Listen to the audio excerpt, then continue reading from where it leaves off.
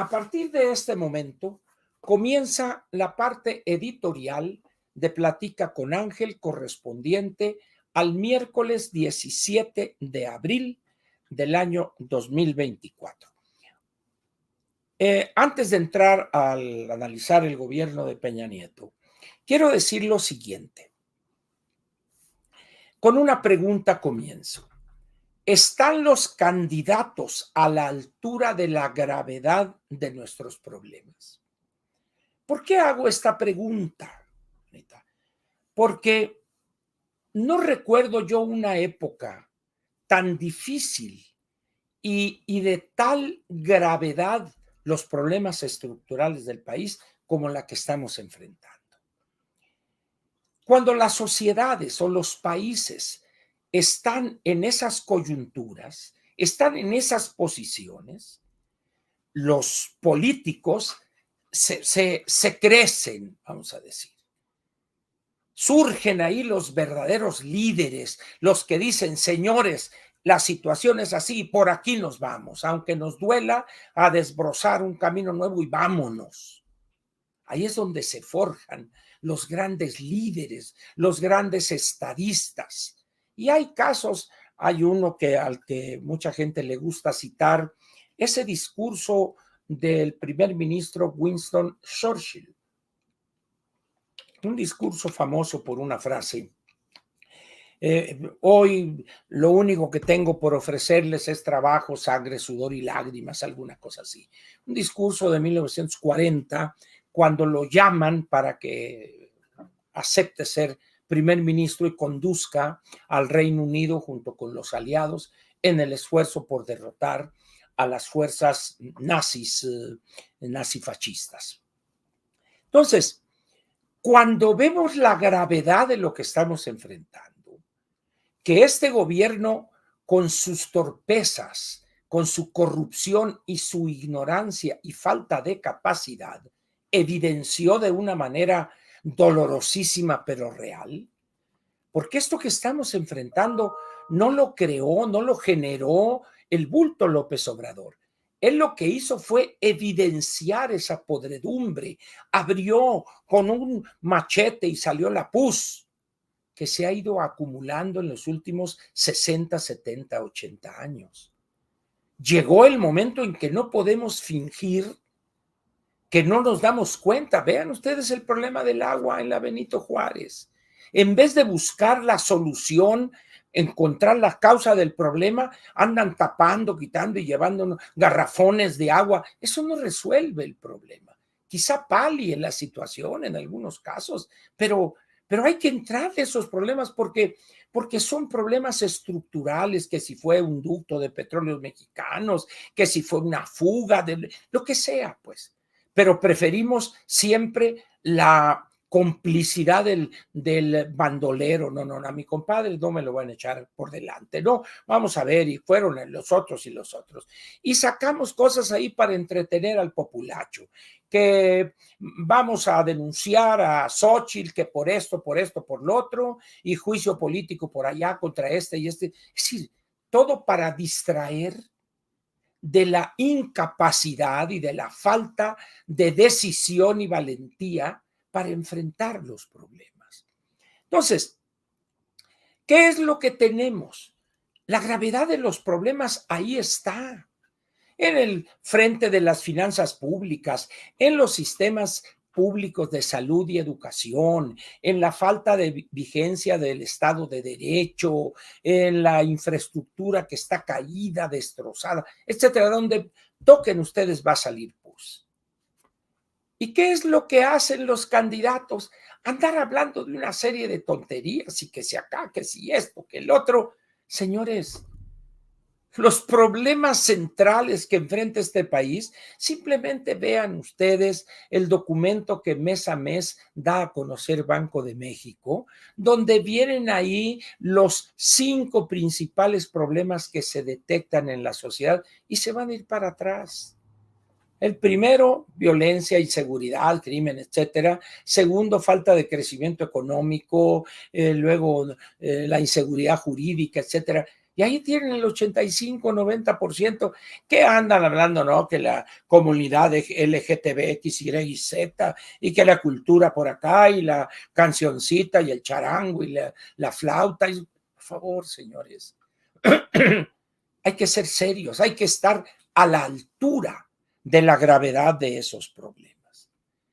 Y los tres candidatos a la presidencia de la República, los tres evidencian una mediocridad y una falta de comprensión de la gravedad de los problemas que enfrentaría cualquiera de los tres de obtener el triunfo este 2 de junio.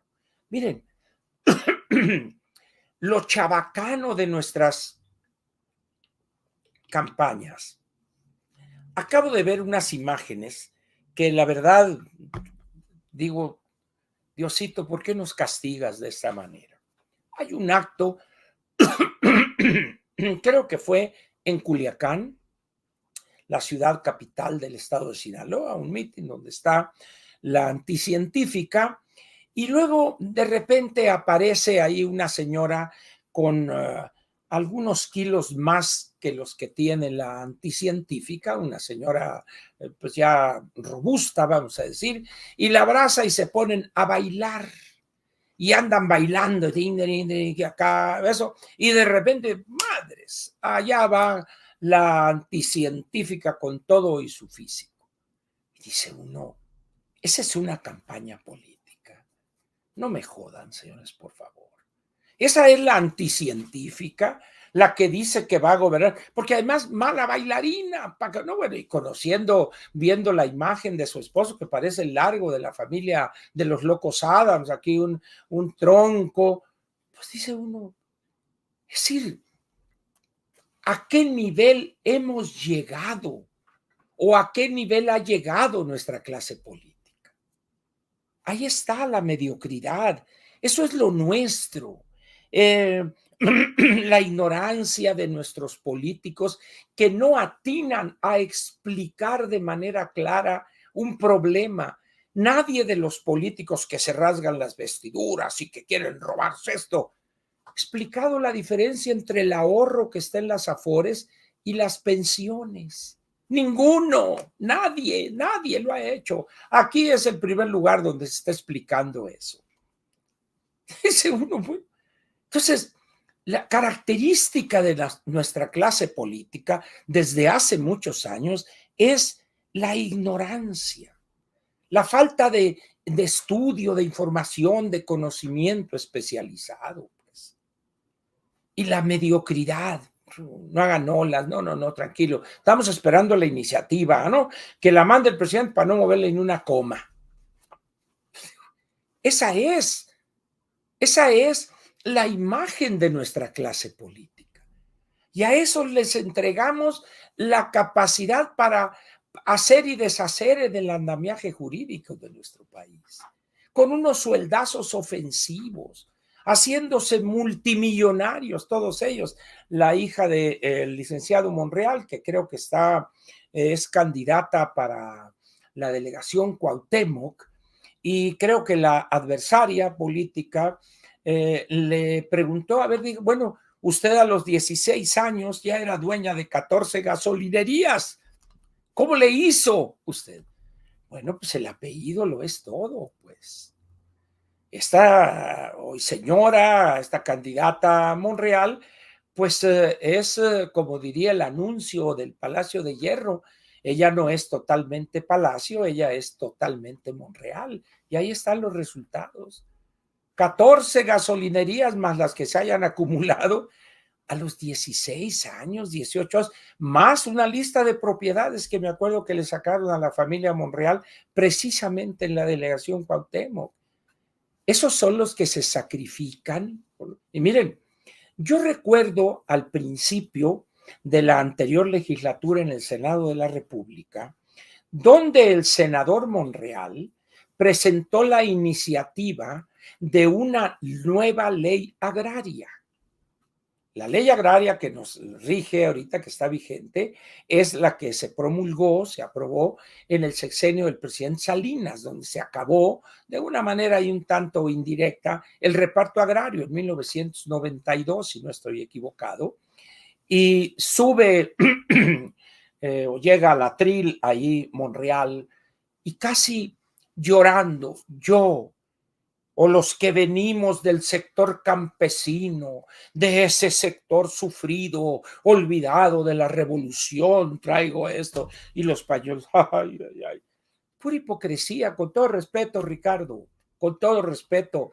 Y claro, ¿quién se acuerda de esa? Y luego el otro, el sinvergüenza esta de un tal Narro Céspedes, José Narro, otra también campesino y todo. Es pura mentira, pura hipocresía eso, pues. Pero la gente cae, pues. Ahora hay gente que sabe perfectamente la clase de arañas que son ellos dos, el uno y el otro, pero ahora dice, no, mi senador, que, y luego los barberos, ¿no? Los arrastrados de siempre. ¿Con qué objeto, senador? Para preguntarle, que le pregunte por favor al senador Monreal si me permite firmar con él ese proyecto de iniciativa. Por supuesto, dice Monreal, ¿no? Dice, por favor, era para que tire a la basura, eso no es para nada. Ah, pero formaron parte de la historia. Y casi lloraba Monreal ahí, por favor. Bueno, en ese sentido, pues, la pregunta ahí queda. ¿Están los tres candidatos a la presidencia de la República a la altura de la gravedad de nuestros problemas en materia de finanzas públicas, en inseguridad jurídica, violencia sin control, nulo Estado de Derecho, etcétera? ¿Están a la altura los tres? Mi respuesta es un rotundo y absoluto no. Aunque se enojen y me digan y me mienten la madre, no. Ni la anticientífica, ni la ingeniera, ni el borrachales de la Carta Blanca. Muy bien. Vamos ahora al sexenio del presidente Peña Nieto.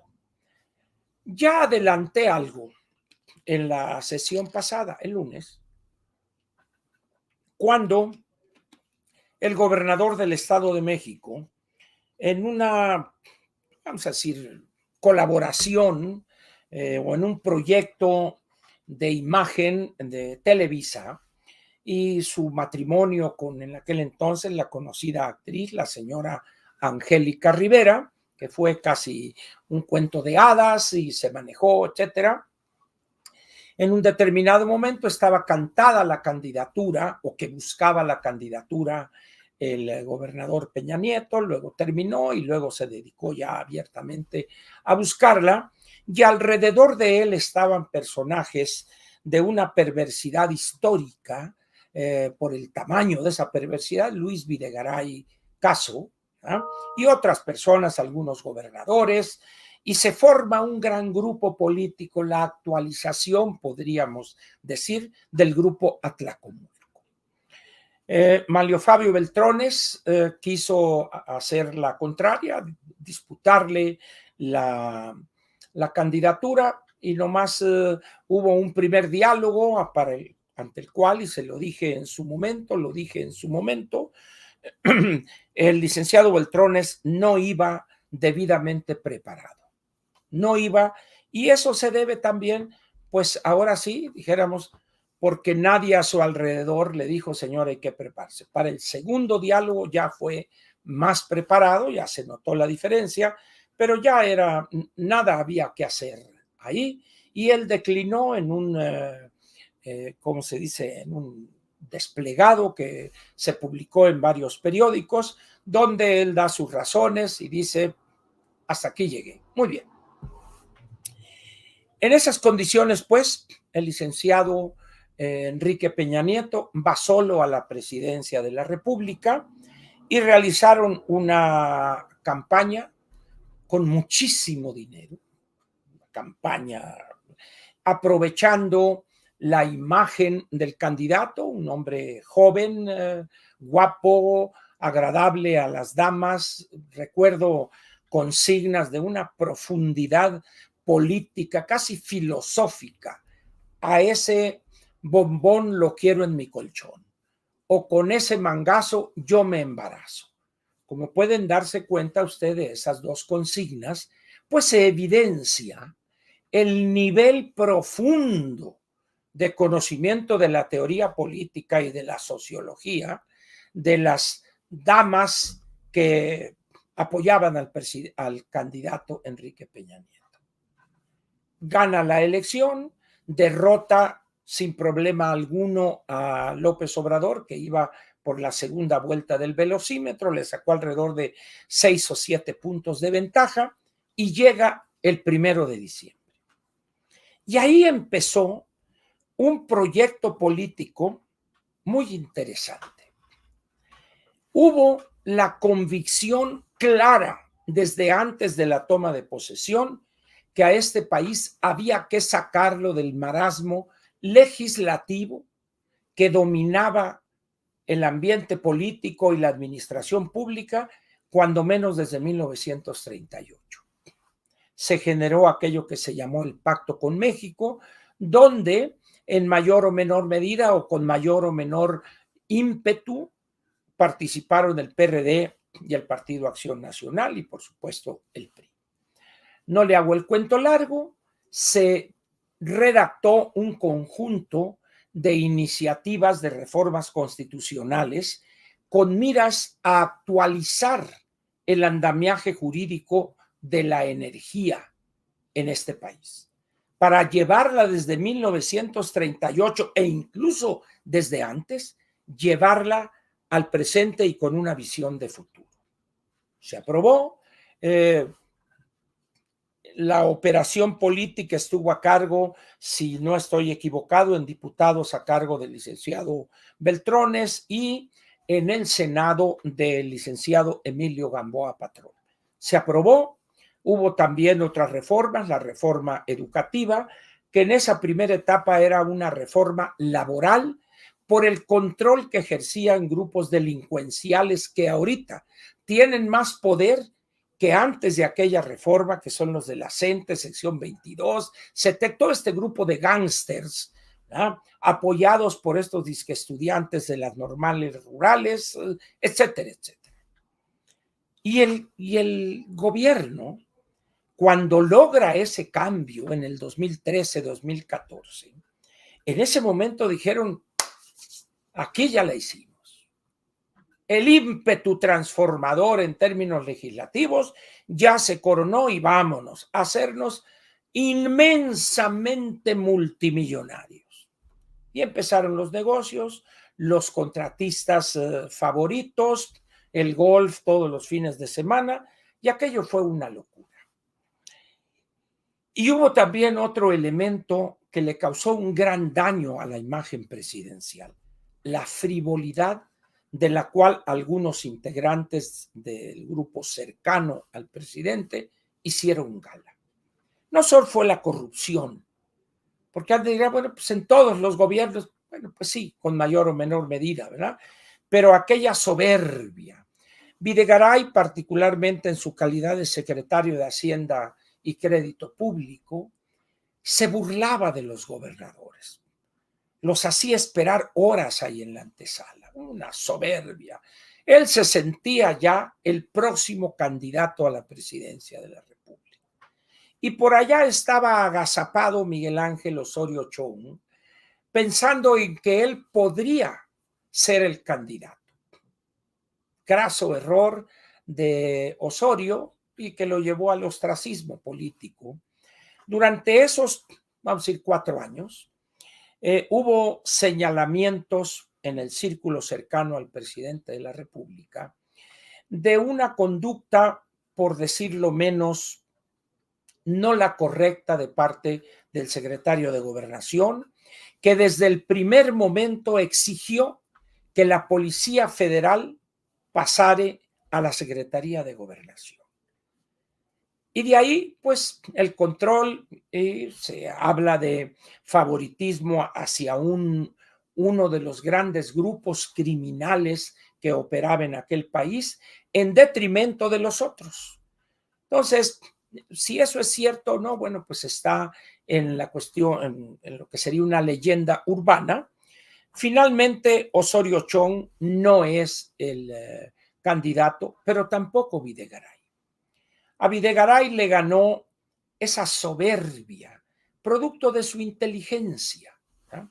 Y ya comenté esa decisión de buscar un candidato ciudadano que no fuera del PRI por la pátina de corrupción o por la nula credibilidad que como partido, como instituto político, ya arrastraba el PRI en ese entonces. Y encontraron en una persona bien intencionada, pero muy ingenuo políticamente, José Antonio Mid Curibreña. Y aquello fue un rotundo fracaso. Al grado tal que tuvieron que inventarle a Ricardo Anaya Cortés una bajeza que, pues dentro de lo que cabe, 6 días antes, una cosa así, tuvieron que reconocer que aquello había sido una calumnia, un invento, pero el daño ya estaba hecho. No estoy diciendo con esto que Ricardo le habría ganado a López Obrador, pero habría andado muy cerca de él y la historia quizá habría sido diferente. La situación fue a tal grado penosa desde el punto de vista político, cuando llegó aquel incidente de la Casa Blanca, una casa construida por uno de los contratistas consentidos en el barrio de las Lomas de Chapultepec, una cosa que era una ostentación, cambio de luz, una cosa pues que era propia de un personaje de Televisa, o sea, el exceso, lo que se llama lo quiche, lo cursi, pues que vean que aquí hay dinero, no fregaderas, ¿verdad? Y luego se descubre eso, se descubre, y luego vino un gran error ahí donde prácticamente dejaron sola a la señora Rivera a darle explicación en un video lamentable, y eso contribuyó junto con el pésimo manejo, soberbio otra vez o ignorante, del caso de los 43 estudiantes, entre comillas, de la normal rural Isidro Burgos, la Ayotzinapa. En ese sentido, el sexenio de Peña Nieto, quizá como pocos gobiernos priistas anteriores, desperdició la oportunidad para haber puesto al día al PRI. Con el capital político con el que llegó, con las reformas que logró, poner al día una visión absurda de la cuestión petrolera y eléctrica, podía haberlo hecho, porque recontrolaba el partido. Haber puesto al PRI en el siglo XXI, pues, para decirlo claro, ¿no? Desperdició totalmente en esa locura, en esa borrachera del enriquecimiento de unos o la envidia de los otros, lo que ustedes gusten. Y por último, el desliz de haber nombrado a un candidato externo, que con todo respeto y aprecio para José Antonio, no era candidato. Él siempre ha sido un burócrata de alto nivel, un funcionario, ¿verdad? Pero candidato no reúne los requisitos elementales de un candidato, y menos de un partido como el PRI. Quizá en el PAN podría haber encontrado una cosa más, pero lo que encontró en el PRI fue rechazo total prácticamente. Y la historia ahí está, al lejano tercer lugar del triunfador, y se desperdició quizá la última oportunidad cuando Presidencia de la República, que era la dueña cada sexenio del PRI, podía haber puesto al PRI en una cosa que llamaban los comunistas italianos allá en los 60, el ayornamiento, la puesta al día de la visión de ese partido, de su planteamiento en términos de desarrollo, etcétera. Peña Nieto llega en el 2012 a la presidencia. ya teníamos para ese entonces un cuarto de siglo de apertura económica, desde el 86-87. Ya teníamos 18 años de integración y funcionamiento del Tratado de Libre Comercio. Es decir, podía haber hecho el presidente, pero pues aquí no hay esto del, si hubiese hecho esto, habríamos... No. La historia no se escribe con supositorios. La historia se escribe con hechos, con decisiones tomadas con firmeza y visión de futuro. ¿Y eso qué dio por resultado? Cuando se designa a José Antonio Meade, aquello era una derrota cantada. Yo fui particularmente crítico, acerba mi crítica contra José Antonio, porque consideraba que lo estaban utilizando de manera perversa, empezando por Videgaray. Yo no sé si José Antonio ya procesó esa utilización perversa de la cual fue objeto. No me extrañaría que todavía siguiera pensando cosas que no fueron reales. José Antonio nunca fue candidato del PRI. Fue el instrumento que utilizó Videgaray, con la aprobación, por supuesto, de Peña Nieto, para buscar un acomodo con López Obrador. Alguien dirá, no, es que no se hizo ese pacto de complicidad. Bueno, en política dicen que en no pocas ocasiones lo que parece es. Y todo lo que se ve, lo que deja ver las decisiones son que hay una especie de, si no de protección, al menos de impunidad, no tocar al presidente Enrique Peña Nieto y a los más cercanos. Entonces, bueno, pues por desgracia no puede venir a México él y andar públicamente en restaurantes con sus amigos por por el sexenio y lo que fue su gobierno. Lamentable, porque creo que podría ser útil, podría coadyuvar de alguna manera a la actualización del PRI, porque está en un proceso el PRI de degradación, igual que el PAN, no crean que nomás el PRI. Y no se diga de Movimiento Ciudadano y del PT y del Verde y también Morena. Hay el sistema de partidos en México está en una completa podredumbre. Digan lo que digan unos, no, que acá, que el PRI, que va a ganar. No, al margen de cuántos diputados va a tener, de cuántos senadores va a tener, eso no importa. Lo que importa es si están preparados esos 7 partidos para conducir a México durante lo que resta del siglo XXI. Y la respuesta es no. Los 7 partidos con registro viven en los años 50 o 60, a lo más en los años 70 del siglo pasado. Campañas con los mismos mítines, las matracas, las camisas esas que parecen repartidores de pizzas, etcétera. Dice uno, ¿cómo es posible esto? El mundo ha cambiado, México ha cambiado.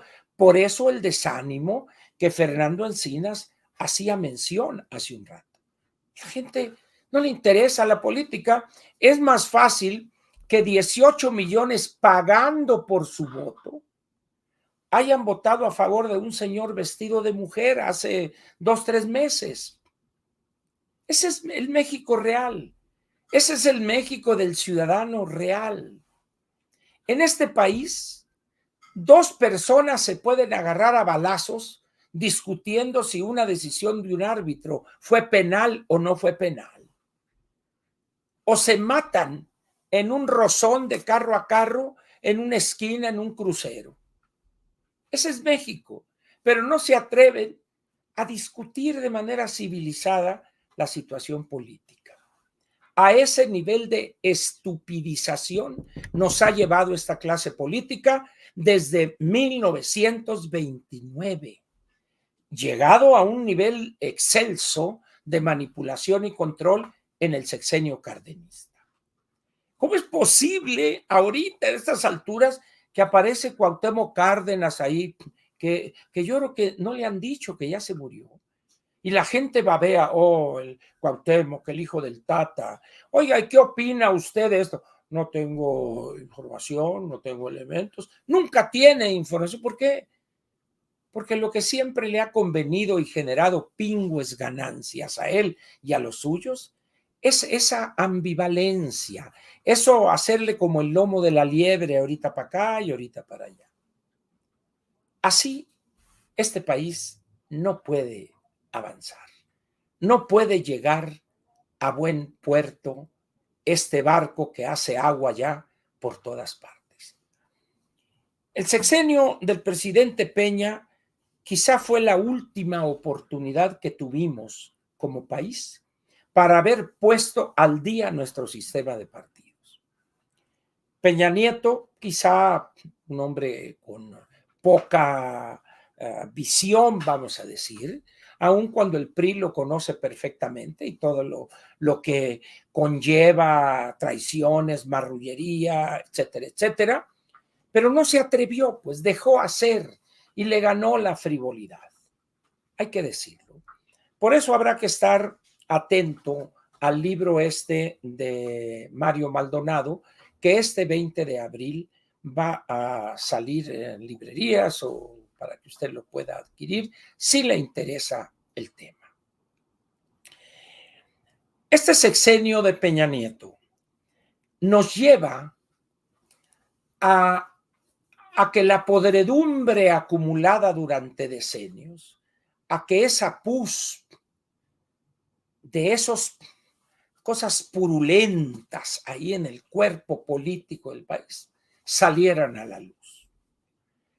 Esa hediondez de las llagas, Morena ha tenido la virtud de exhibirlas, de quitar los ropajes, los trapos manchados de sangre, de pus, vámonos, y que se exhiban aquí. Y ahí aparecen los Monreales, los López, sus hijos, sus primos, sus hermanas, su esposa, los estos, los otros, los Monreales y los Monplebeyos y lo que sea. Todos ahí están. ¿Y hacia dónde va el país? ¿Quién sabe? Lo que sí es claro es que va a la debacle. ¿Por qué ruta? La que quieran, la ruta que quieran.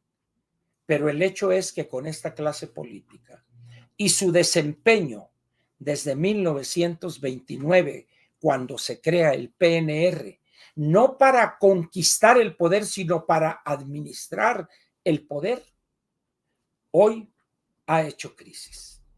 Ya es imposible ocultarlo.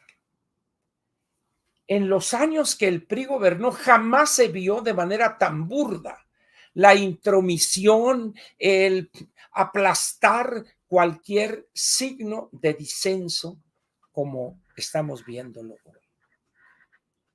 López Obrador ni siquiera es un hombre con una visión caciquil de los 70, es el cacique de los años 30, es el señor de horca y cuchillo de aquellos años.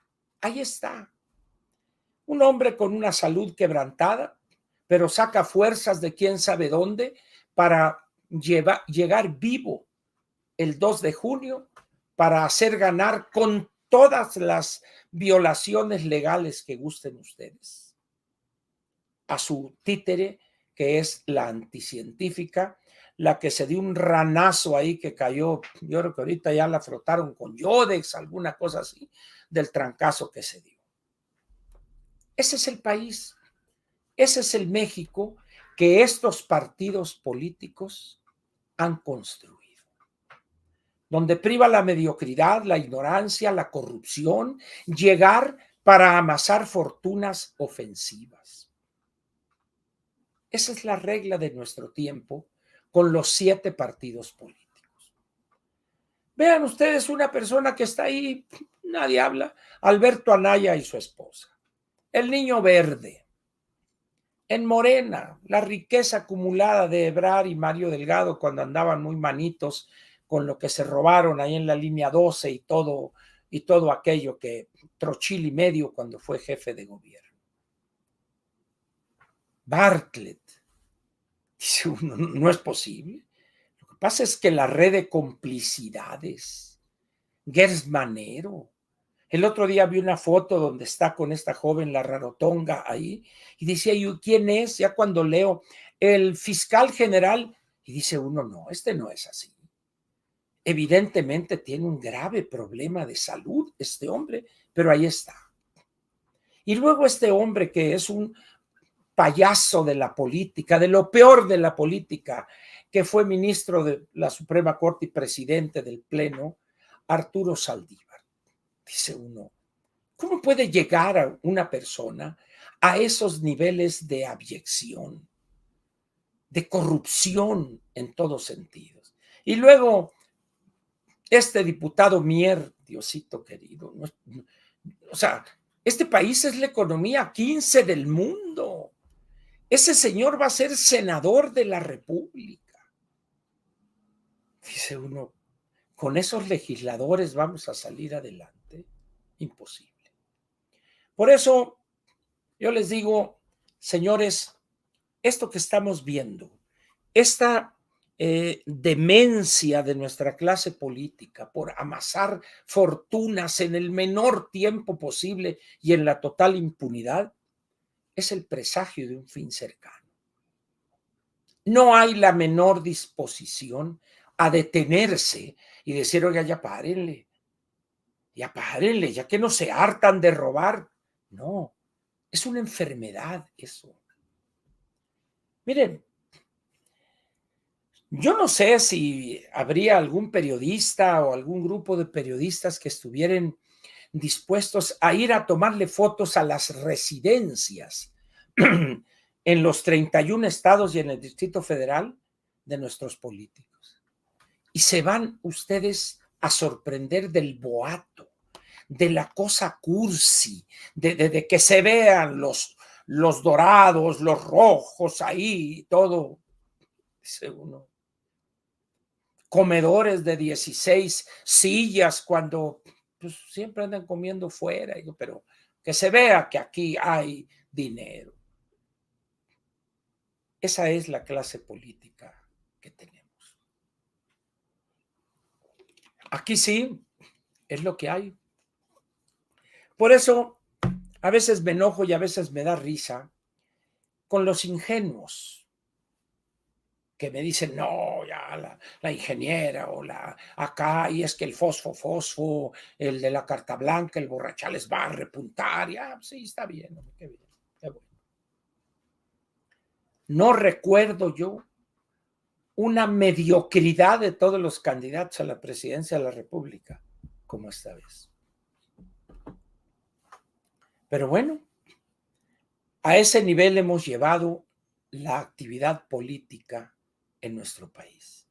Aquí, hoy, en estos 3 meses de campaña, está resumido de manera brillante la vida política del país desde el 4 de marzo de 1929.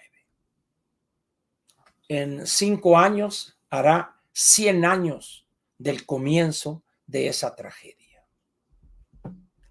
Ni los grandes trágicos griegos, Esquilo, Eurípides, Sófocles, imaginaron una tragedia de esta magnitud. Ese es México, señores. Y no hay visos de que esto vaya a cambiar con los 3 candidatos a la presidencia de la República, con los candidatos a gobernadores y con una cantidad de personajes impresentables como candidatos a senadores de la República y a diputados federales. Es nuestra obra. No podemos eludir responsabilidad alguna. Este es el México que nosotros hemos construido. Desde los más encumbrados negociantes, el grupo de los 10, hasta el viene más modesto que se apropia de los espacios públicos para fines privados. Entre todos esos, hemos construido esta fuente de mierda, de excremento. Eso es hoy México. Qué tragedia, ¿verdad? pero la hemos hecho nosotros solitos. Y por allá están los que sueñan con el nearshoring. Y por allá están los que sueñan con que la ciencia llegará. Sueños, ilusiones. ¿Cuándo van a despertar? Probablemente jamás. Y yo digo, qué bueno. Vivir en la ilusión y morir en la ilusión es una muerte dulce, casi es eutanasia, la muerte suave, la muerte dulce. El problema será para todos aquellos que se dan cuenta de la tragedia que es hoy este país. Por eso yo les he recomendado, saquen a sus hijos y nietos, sáquenlos, órale, que se vayan, vámonos, fúchila, como diría el clásico, fuchicaca. Hagan esfuerzos sobrehumanos para que se salven de esto, porque vienen 20, 25 años, cuando menos, sumamente difíciles y complicados para México. Señores, nos queda todavía un gobierno, que es el de López Obrador, si se le puede llamar gobierno a ese. Con ese cerraríamos esta serie de 9 pláticas destinadas a los partidos políticos. A algunos les ha parecido interesante, a otros les ha dolido hasta por doquier las verdades que he mencionado, pero los hechos ahí están. No podemos desaparecerlos. Ahí están, ahí está la ignorancia del Moreira, ahí está su cinismo, ahí está la corrupción de un Monreal que el otro día lo cubrieron con huevos ahí podridos que le tiraron, no sé, en Tabasco o no sé dónde. Ahí está la expresión de su corrupción con su hija, que a los 14 años o a los 16 tenía 14 gasolinerías. Esa es la clase política. Esos son los que quieren salvar a los campesinos que sufren. Tómanle, ¿qué quieren salvar? Quieren salvar a los suyos robándonos hasta el tiempo. Por eso dijo Ferrusquilla, y el tiempo que te quede libre de andar robando, pues dedícalo a nosotros, hombre, a los jodidos, a ver qué podemos cambiar en este país. Pero no. Muy bien, aquí termina la parte editorial de Platica con Ángel y termina la 8ª parte de esta serie. Mañana a las 7 tendremos este programa especial. Ya debe haber subido la Chiquis el anuncio. Ahorita se va a subir en unos minutos, donde va a estar con nosotros un gran especialista en la visión jurídica de todo lo que es la seguridad social, el maestro Enrique Díaz Infante, una persona que es del cuerpo directivo de del Centro de Estudios Espinosa Iglesias. Va a estar Pedro Vázquez Colmenares y voy a estar yo, una especie de moderador. Vamos a plantear las cosas desde un punto de vista diferente y desde su verdadero origen del problema que estamos viviendo, del problema pensionario. Y que al ser un origen del cual nadie pela, nadie le presta atención, la gravedad de lo que vamos a enfrentar va a ser mucho mayor. Ya nos veremos mañana a las 7. Usted entrará aquí a este canal y ahí estaremos los 3, muy bien peinaditos, todo muy bien, para platicar con ustedes. La idea es 1 hora, pero como dijo Vicente Fernández, ese filósofo que dijo, mientras ustedes sigan aplaudiendo, nosotros seguiremos cantando.